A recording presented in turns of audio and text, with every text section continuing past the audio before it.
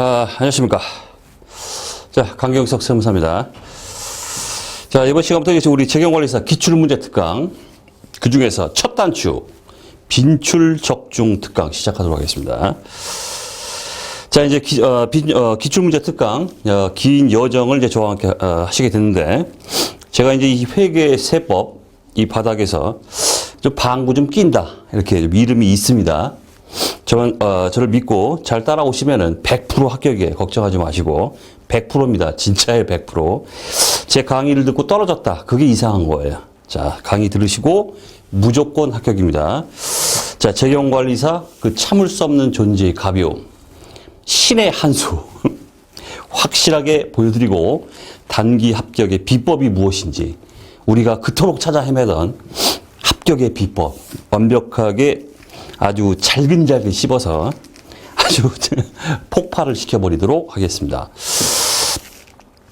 자, 제가 지금 현재 회계 세법 관련해서 전 자격증, 모든 자격증의 모든 회계 세법 교재를 다 내고 있습니다. 저도 환장하겠습니다. 자, 매년 개정판 낼 때 되면은 아주 죽을 지경입니다. 하지만 어떻습니까? 까놓고 얘기해서. 야, 먹고 살아야 돼. 그래서 죽도록 씁니다, 책을. 자, 그래서 여러 가지 책을 내고 있는데.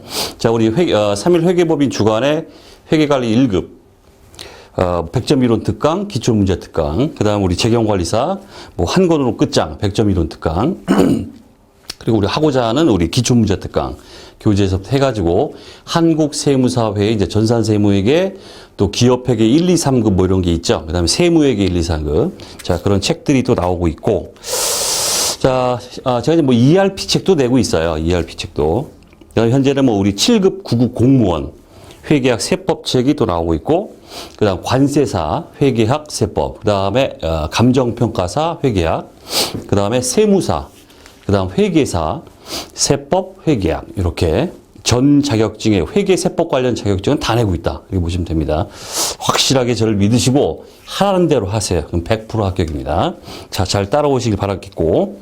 자, 우리 강의는 그야말로 기출문제 특강 그 첫 단추 빈출 적중 특강이에요. 그야말로 쪽집게 특강인데, 자, 우리 문제 자체가, 우리 재경관리사 문제 자체가 이제 문제 은행식의 출제가 되고 있습니다. 다들 아시는 것처럼. 그러다 보니까 특정 문제가 계속 반복적으로 출제되고 있어요. 심지어는 숫자도 안 바꾸고 내는 경우도 있어요. 그런 식으로 같은 문제가 문제 은행식 출제 한계죠. 계속 반복적으로 똑같은 문제가 출제되고 있기 때문에 그 맹점을 노렸다 이런 뜻이에요. 그 맹점을.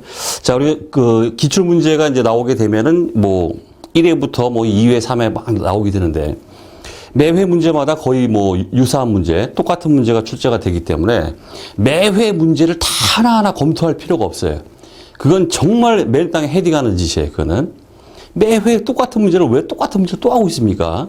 그렇기 때문에 자주 나오는 문제, 핵심적인 문제, 그 다음에 똑같은 문제에다가 이제 최신 유형, 신유형 문제가 이렇게 추가돼서 출제가 되고 있기 때문에 새로 나온 신유형 문제, 그걸 딱 하고 또 우리 복원된 기출 문제들이죠. 한번 쫙 셀프 테스트로 자가점검 차원에서 과연 내가 합격을 할 수 있는가?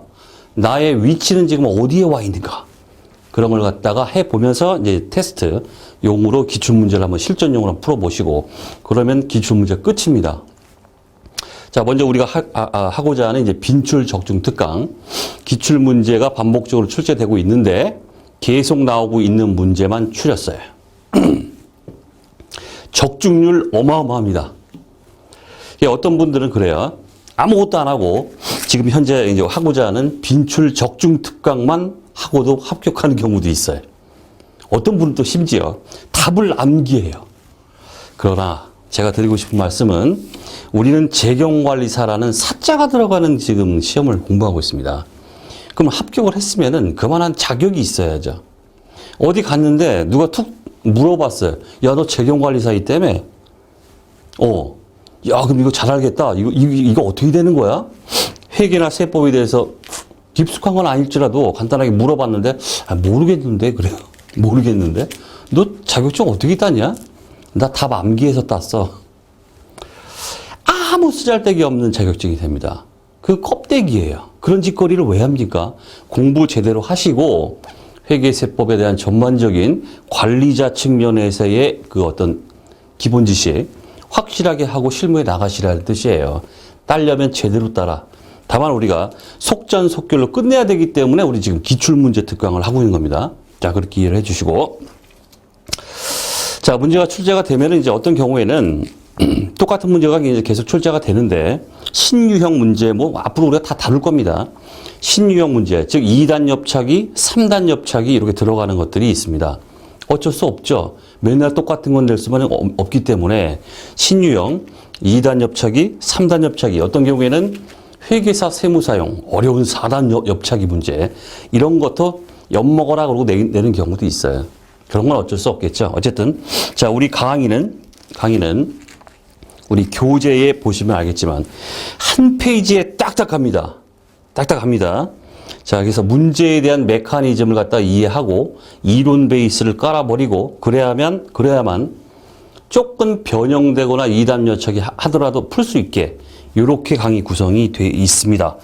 그래서 핵심 이론 강의까지 병행을 할 거니까 그렇다고 뭐 핵심 이론을 장황하게 전부 우리 기본 강의 하듯이 다 하겠다는 얘기는 아니고 시험에 빈출되고 있는 이 문제를 풀기 위한 기초 베이스, 기본 베이스 이론이 어떤 것인가. 또 그걸 알게 되면은 빈출 문제 이외에 2단 엽착이 된 문제가 나왔을 때도 이론 베이스가 있기 때문에 풀 수 있습니다. 그렇기 때문에 신유형 문제도 맞출 수 있어요. 이 강의를 통해서. 자, 그렇게 해 주시고. 자, 교재를 보세요. 우리 구성을 보시면은 자, 교재 구성을 보시면은 첫 번째 한 페이지 다 끊어가는데 구성 자체가 이제 빈출 문제가 먼저 제시가 됩니다. 빈출 적중 문제, 빈출 엄선 문제입니다. 자, 이 빈출 문제로 끝나는 게 아니죠. 우리 교재 보세요. 밑에 보면은 요거 이제 해설이 딸리고 플러스 핵심 이론이 들어가요. 이 핵심 이론 강의 다 강의들입니다. 친절한 경석시. 이렇게 얘기하고 싶습니다. 핵심 이론이 들어가고 요거에 대한 이론을 폭파시켜 드릴 거예요. 강의를 통해서 드릴 거고 요걸로 끝나느냐? 아쉽죠? 자, 그래서 요거에 대해서 관련 기출 문제가 또 들어가요. 관련 기출 문제. 빈출 문제가 있고 관련 기출 문제가 있고 이건 다른 겁니까? 달라요. 하지만 빈출과 이 핵심 이론이죠. 여기에 관련되어 있는 기출 문제다 이런 뜻입니다. 자, 그럼 선생님 관련 기출 문제는 안 봐도 됩니까? 절대 안 됩니다. 관련 기출 문제는 우리 빈출로 제시된 기출 문제와 중요성 측면에서는 똑같아요. 동등한 위치를 가지고 있습니다. 완벽하게 전부 소화를 시켜 주셔야 되고 플러스 말장난 해가지고 들어가고 있어요. 말장난. 자, 이 말장난은 우리 객관식 야부리 문제죠. 야부리 문제를 쫙 펼쳐보시면 다음 중 틀린 것은 하고 나옵니다. 1번, 2번, 3번, 4번. 4번이 틀렸어요. 틀렸죠? 그 틀린 문구들입니다. 기출 문제. 틀린 그 문구를 옮겨놨습니다. 그리고 이걸 끝나는 게 아니라 그 문구가 왜 틀렸는지를 또 제시해놨어요.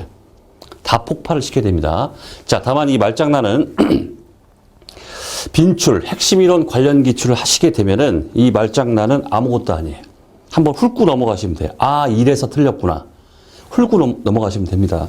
그렇기 때문에 제가 추가 설명이 필요한 특정한 사항은 강의를 드리는데 추가 설명이 필요 없는 예를 통해서 끝나버릴 수 있는 아무것도 아닌 거 넘어갑니다. 따라서 추가 설명이 필요한 것만 언급할 거예요. 따라서 말장난 요거는 대부분 여러분들이 스스로 검토를 해 주십시오. 다 기출 문구들입니다. 틀린 것을 했을 때 그겁니다. 중요해요. 자, 이렇게 해서 한 페이지에 구성이 돼 있고 모든 빈출 논제별로 쫙 돼 있어요. 국내 최초입니다. 깜짝 놀래요. 어떤 분이 예술작품이라고 그래요. 이걸 보고. 반드시 합격을 보장합니다. 진짜입니다. 믿어주세요. 자, 그래서 우리 강의 그 구성 자체, 페이지의 그 교재 구성은 자, 이런 식으로 되어 있다. 자, 말씀드리고. 그 다음. 뭐라 그럴까요? 우리 마음가짐 해볼까요? 자, 제가 좀 잔소리가 좀 많은 편인데 두 가지만 딱 언급을 간단하게 하겠습니다. 자, 우리는 사자 들어가는 지금 자격증을 따려고 지금 앉아 있어요. 단기간에, 그것도 단기간에 이 합격증을 거머쥐어야 됩니다.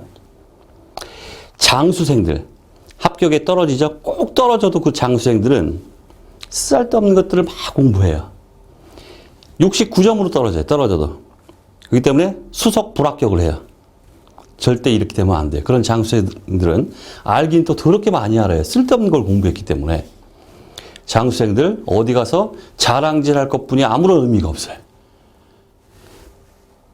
단기간에 합격증을 거머쥐고 우리 그 유절 서스펙트라는 영화가 있죠. 쩔름발인 줄 알았는데 쩔름발이가 아니었어요. 유유히 사라집니다. 자, 이 바닥을 단기에 합격하고 자격증 거머쥐고 유유히 사라지는 이런 사람이 이 바닥의 최고의 고수입니다. 장수생 많이 한다고 좋은 게 아닙니다. 합격증은 합격증으로 말해준, 자격증은 합격증으로 말해주는 거예요. 자, 이렇게 해서 어떠한 마음을 가져야 될까? 첫 번째 제가 생각해 본 거는, 자, 제가 항상 강조하는 겁니다, 이게. 강의에서 항상 강조합니다. 간절함을 좀 가져달라. 간절함이 없이는 어떤 것도 될 수가 없습니다. 간절함이 있다. 따고 싶다. 저건 내 거다.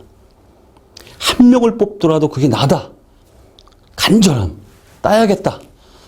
이런 간절함이 있으면은 공부하는 자세가 180도가 확 달라져요. 사람이. 이런 마음속에 스스로 한번 생각을 해보세요. 야, 나는 지금 재경관리사를 따고 싶은 어떤 간절함이 있나?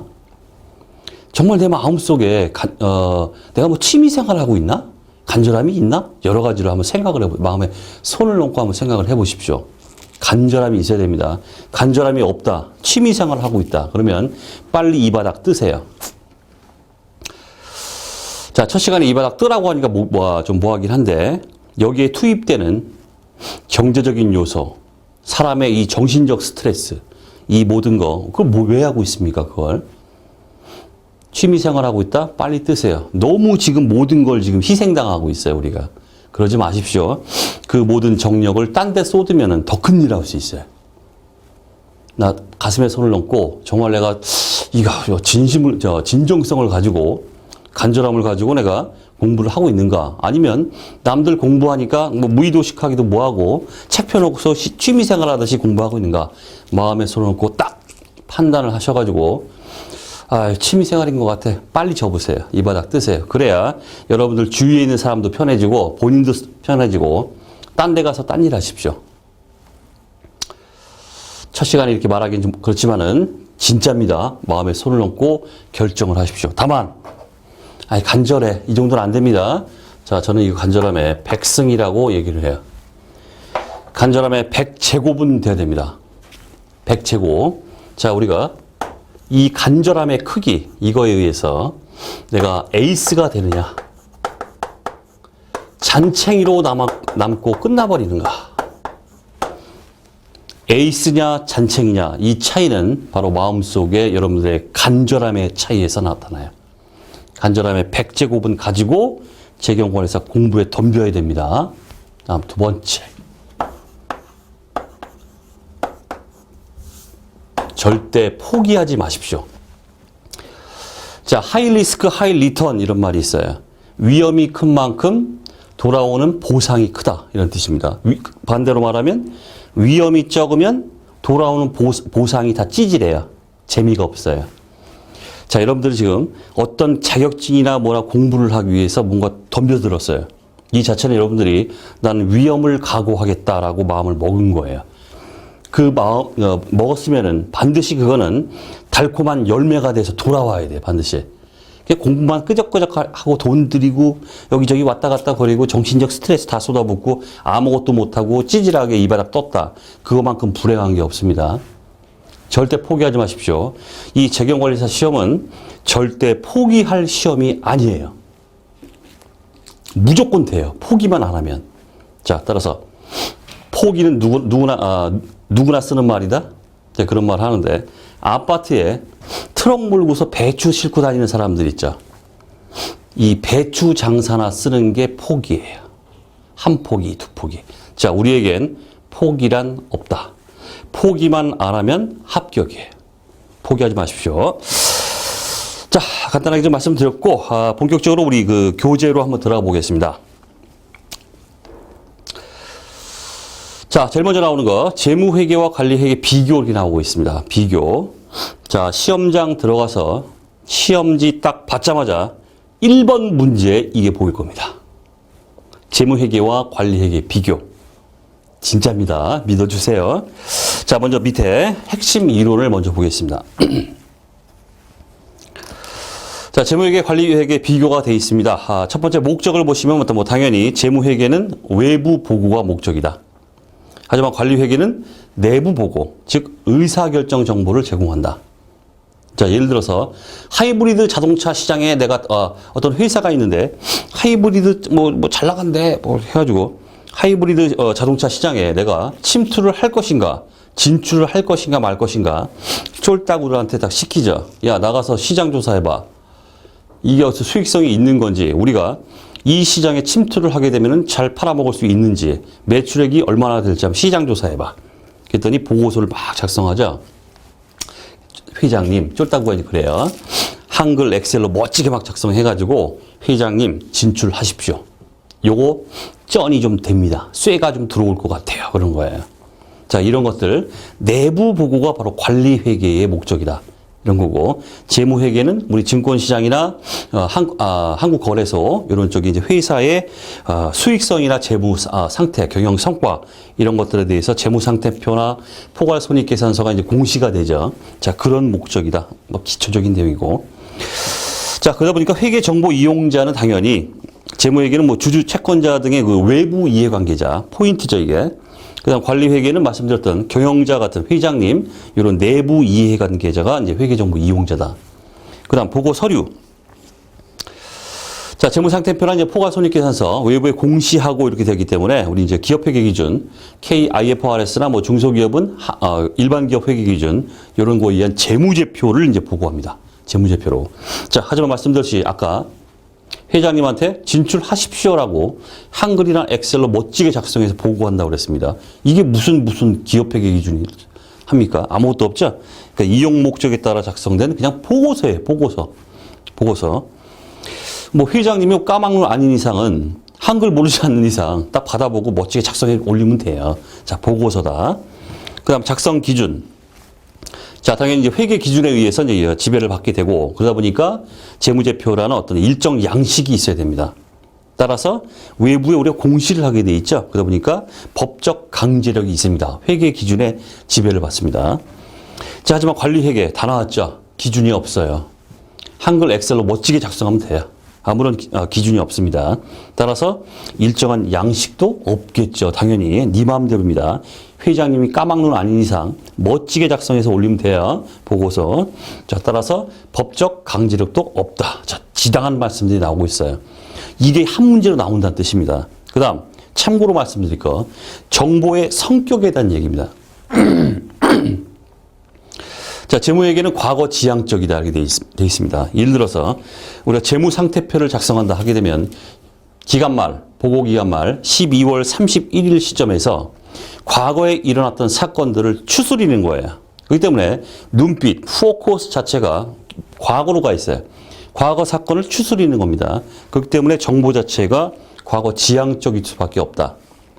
자, 그러나 관리회계는 어떻습니까? 하이브리드 자동차 시장에 진출할까 말까? 보는 눈 자체가 다 미래로 가 있죠. 이거 될까 말까? 미래 지향적이다. 이런 말을 해요. 정보의 성격을. 여기까지입니다. 여기까지. 어렵지 않죠? 조선말 그냥 멋지게 해놨어요. 아무것도 상식적으로 다 해결되잖아요. 됐죠? 자, 이게 한 문제로 나와요. 자, 보겠습니다. 위로 올라갑니다. 시험지 받자마자 나오는 1번 문제. 자, 다음은 재무회계와 관리회계를 비교한 것이다. 빈칸에 들어갈 내용으로 가장 타당한 것은, 자, 주된 목적, 뭐 의사결정에 유용한 정보의 제공이다. 외부 보고. 관리회계, 경영자의 관리적 의사결정, 유용한 정보 제공, 내부 보고. 맞는 말이고, 맞는 말이 아니라 그렇다는 거고. 그 다음 보고 대상은 뭐겠습니까? 재무회계는 다 나왔죠? 외부 이해관계자. 하지만 관리회계는 내부 이용자. 끝. 그 다음 보고 양식. 당연히 재무제표. 일정한 양식이 있어야겠죠. 관리회계 뭐다? 없죠. 일정한 양식이 없어요. 답은 4번이다. 자, 이런 문제 틀리면 맞출 문제 없습니다. 이런 문제 틀리면 뭐다? 맨 땅에 헤딩해야 돼요. 무조건 맞히는 거야, 이거는. 자, 밑에 이제 말장난 하나 보겠습니다. 쭉 내려가서 보시면은 거기에 자, 주주와 채권자는 재무 정보를 필요로 하지만 종업원의 경우는 해당되지 않는다. 틀렸습니다. 왜 틀렸을까요? 종업원도 바로 재무 정보 이용자에 포함이 됩니다. 왜 그래요? 일반적으로 우리가 왜 그렇다고 얘기합니까? 종업원은 항상 급여 인상 이런 거에 관심이 많아요. 그러면은 회사의 꼬라지가 어느 정도인지 알고서 급여 인상 요구를 해야겠죠. 회사가 지금 포괄 손익계산서 보니까 적자 나가지고 바닥치고 있는데 거기다 대고서 급여 올려달라고 그러면 이게 통합니까? 그렇기 때문에 관심이 있는 거예요. 손익계산 딱 보니까 순이익이 빵빵해요. 엄청납니다. 아싸. 급여 인상 요구하면 들어주겠다.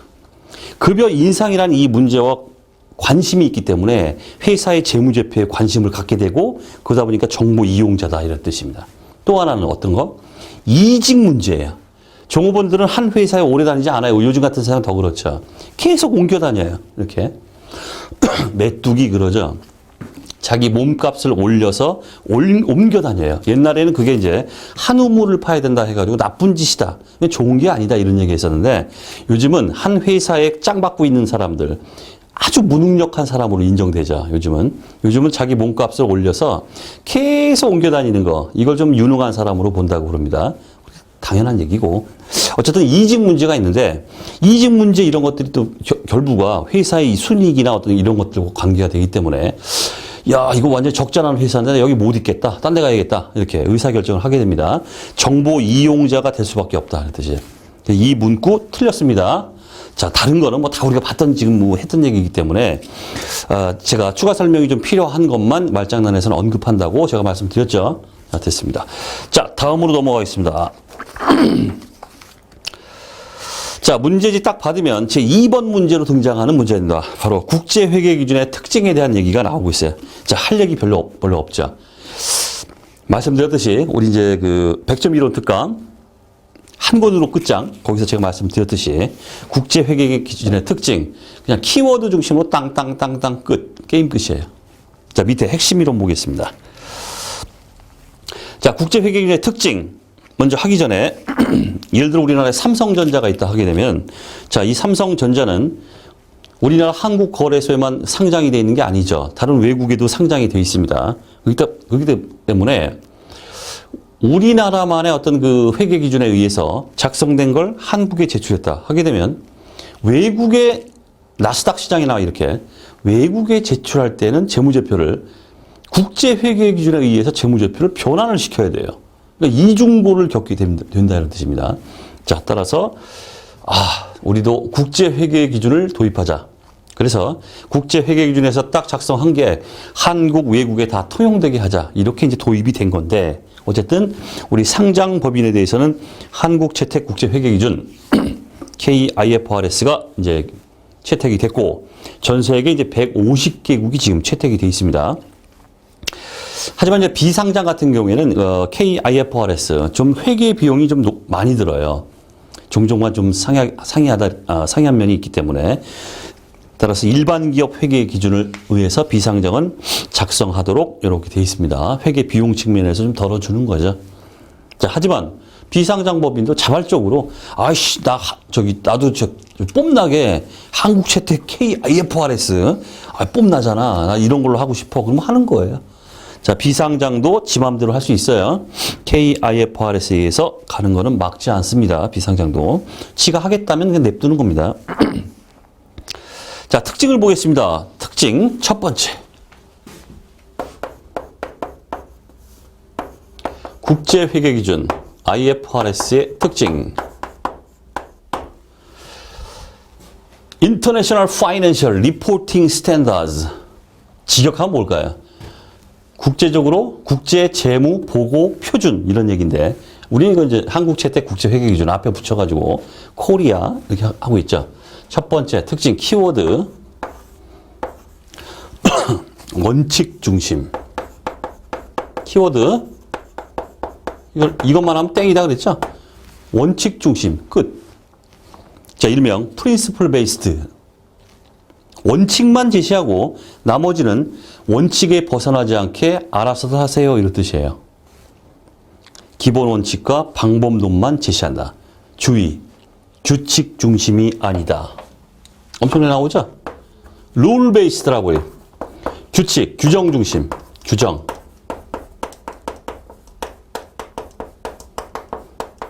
땡. 객관식, 땡입니다. 우리 옛날엔 이랬죠? 까라면 까, 하라는 대로 해. 하지만 지금은 원칙 중심이기 때문에 원칙만 정해놓고 네 맘대로 해. 재량을 부여합니다. 그러니까 옛날 같은 경우에는 까라면 까, 하라는 대로만 딱 하면 됐기 때문에 그게 더 쉬웠다 이런 뜻이에요. 지금은 원칙만 제시하고 재량을 부여하기 때문에 우리 한국 사람들도 그거 못하잖아요. 지금 잘. 재량으로 막 하라는 대로 딱 시키는 건 잘하는데 그런 사람들이 있죠. 그게 더 어렵더라 이런 뜻이에요. 그러다 보니까 이제 회계 비용이 엄청나게 들게 되고 또 외부에 이제 정보원들 이제 보내가지고 교육시키고 비용이 많이 들어간다. 그렇기 때문에 지금 이제 비상장은 일반 기업 회계 기준을 적용하도록 돼 있다 이런 뜻입니다. 비용이 많이 드니까 좀 도와주려고. 자, 따라서 회계 처리 양식, 개정 과목을 정형하지 않고 다양성과 재량을 부여한다. 이렇게 돼 있어요. 뭐 참고로 우리 현재 호황일 때, 불황일 때 뭐 좀 다르긴 한데 우리나라 이제 법인이 한 35만 개가 돼요. 법인이. 근데 법인을 이렇게 들여다보면 거의 뭐 그냥 개인 같은 법인들이 다 수두룩해요. 다. 그 중에서 우리 상장법인이 35만 개의 법인 중에서 상장법인이 무슨 삼성전자, 뭐 대한항공 막 이런 식으로 해서 상장법인이 1,700개 정도뿐이 안 돼요. 참고로 좀 말씀드립니다. 어쨌든. 자, 그 다음 연결재무제표 중심. 두 번째. 연결재무제표 중심. 자, 객관식 키워드. 개별재무제표 틀립니다. 개별재무제표 틀려요. 이 말장난이 엄청나게 또 등장합니다. 개별재무제표가 아닙니다. 뭐 연결재무제표는 뭐 잘 모르셔도 되는데 하나의 덩치 큰 회사가 있죠. 삼성전자가 있으면은 그 밑에 막 삼성생명이 있고 뭐가 있고 삼성 정밀 뭐 회사가 다양하게 있습니다. 그 중에서 이제 우리 이제 일명 지배회사라고 합니다. 오야붕이 있고 그 밑으로 종속회사, 즉 꼬봉들이 쫙 있어요. 자, 모든 눈빛은 한국채택국제회계, 국제회계 기준의 모든 눈빛은 각 계열사 개별 재무제표 여기에 관심이 있는 게 아닙니다. 말씀드렸듯이 모든 눈빛은 이 연결 실체 전체를 아우르는 연결 재무제표에 모든 눈빛이 가 있어요. 거기까지만 알면 돼요. 구체적으로 몰라도 되고. 그래서 연결 재무제표 중심이다. 개별 재무제표가 아닙니다. 그 다음 세 번째. 공시 강화입니다. 공시 강화.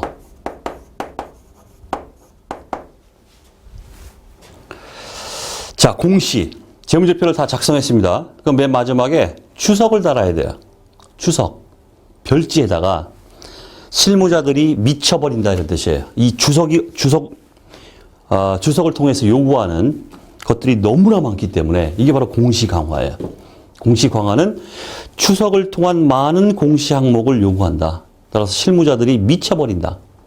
재무제표를 다 작성하고 난 후에 주석사항으로 규정된 것들이 어떤 게 있는지 일일이 찾아서 다 추석에 기록을 해야 돼요. 어쨌든 자, 그렇게 추가적인 설명을 너무나 많이 요구하고 있다.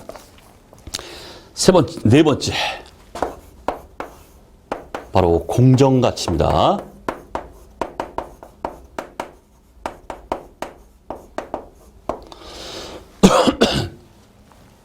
자, 옛날에는 뭐 이거 농림업, 뭐 축산업 이런 데서 송아지를 낳았어요. 그럼 송아지는 취득원가가 얼마예요? 옛날에 취득원가로 막 이렇게 했었죠. 그럼 송아지, 차변에 송아지 잡고서 대변에 그럼 이게 취득원가가 얼마지? 몰랐죠. 요즘은 회계 처리가 되죠. 어떻게? 공정가치. 차변에 송아지 잡고 대변에 송아지 이익 잡아요. 그럼 송아지 이익이 얼마예요? 바로 송아지 지금 내다 팔면은 200만 원이야. 200만 원 쓰는 거예요. 이런 식으로 공정가치가 엄청나게 확대가 됐다. 이런 특징을 가지고 있다. 그 뜻이고. 자, 참고. 협업 재정 나오고 있습니다. 협업 재정. 자, 독자적이 아닌 각국의 협업을 통해 제정한다. 당연한 얘기죠. 당연한 얘기죠. 당연한 얘기입니다. 150개국이 있는데 한 개별 국가가 지 맘대로 바꿀 수가 없다는 뜻이에요. 어떤 규정을 바꾸기 위해서는 150개 국가가 한데 머리를 모아서 야, 이거 바꾸자. 오케이. 다수결로 바꿉니다. 따라서 협업 재정이 될 수밖에 없다. 이거는 그냥 참고로 하세요. 참고. 자, 문제로 올라갑니다. 자, 다음 중 국제회계기준의 특징에 대한 설명으로 가장 옳은 것은 1번.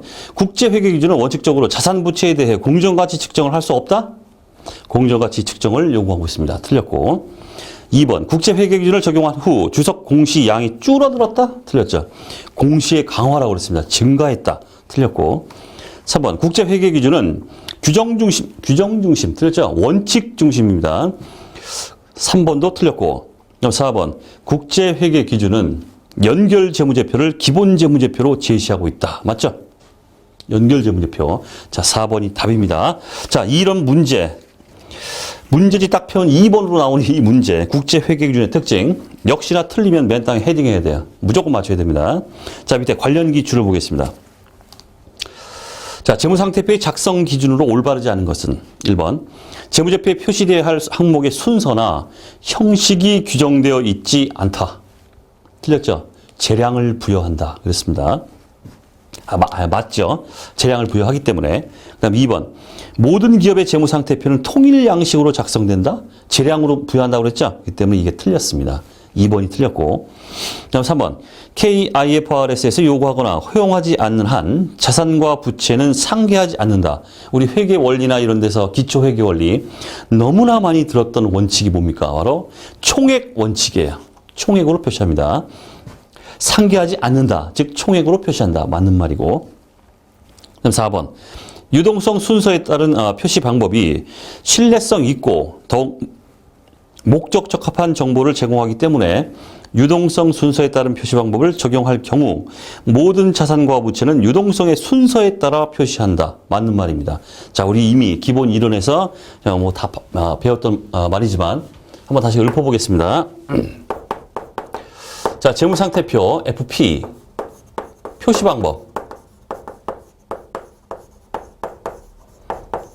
자, 지금 뭐 리바이벌 하는 겁니다. 리바이벌. 자, 원칙이 뭐였습니까? 원칙. 유동성, 팔 아프네, 이거. 유동성, 비유동성, 구분법.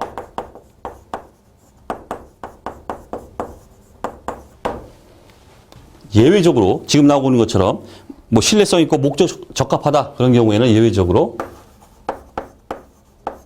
일명 유동성 배열법, 그러자.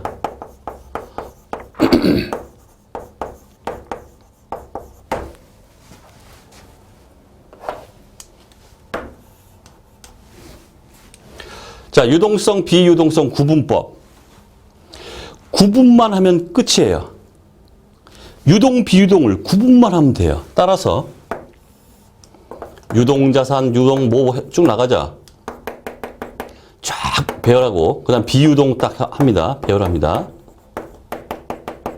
오케이. 구분했잖아요, 지금. 그 다음 비유동을 먼저 썼어요. 비유동. 쫙 나가고 그 다음 유동 썼어요. 어때요? 오케이. 의미가 뭡니까? 구분만 해주면 돼요. 누굴 먼저 써도 상관하지 않겠다. 유동과 비유동을 구분만 해줘라. 이게 바로 유동성, 비유동성 구분법이고, 그 다음 예외적으로 더 신뢰성 있고 목적 적합하다. 이럴 경우에는 예외적으로 보다 유동성 배열법. 유동부터 나가야 돼요. 그리고 비유동 나와야 돼요. 그죠? 이렇게 표시한다. 그런 얘기 했었습니다. 자, 따라 4번은 이제 맞는 말이 되겠고, 자, 밑에 말장난. 자, 중간에 볼게. 자, 한국 채택 국제회계 기준 개념체계는 계속기업과 발생주의를 기본 가정으로 하고 있다. 계속기업과 발생주의를 기본 가정으로 하고 있다. 틀렸죠? 일명 기본 가정 또는 회계 공준. 이러한 기본적인 가정하에 회계를 한번 진행시켜 보겠다라는 가정. 뭐였습니까? 계속기업. 엄청나게 강조를 했던 부분이에요. 이론 시간에. 제가 MVP 무조건 시험에 나온다. MVP 무조건 시험에 나옵니다. MVP 뭐 제 이론 강의를 안 들으신 분은 뭐 생소하겠지만 저는 MVP라고 쓴다고 그랬죠. 물론 이 MVP도 모아놓은 거 엄청나게 많습니다. 어쨌든 무조건 시험에 납니다. 여기다 저 살짝 이렇게 해요. only 오직 한 개. 현행 KIFRS의 기본 가정은 오직 한 개. 옛날처럼 뭐 발생주인이 뭐 이런 거 없습니다. 계속기업 오직 하나. MVP. 참고로 우리 일반 기업 회계 기준에서는 어떻습니까? 기업 실체, 그다음 뭐 계속기업, 그다음 기간별 보고 뭐 이런 것들이 있죠. 하지만 KIFRS는 오직 하나. 계속기업입니다. 자, 따라서 틀린 말이 되겠고. 자, 또 하나 보죠, 밑에. 자, 개념체계와 KIFRS가 상충되는 경우에는, 자, 중요한 얘기 또 나왔죠, MVP가. 개념체계와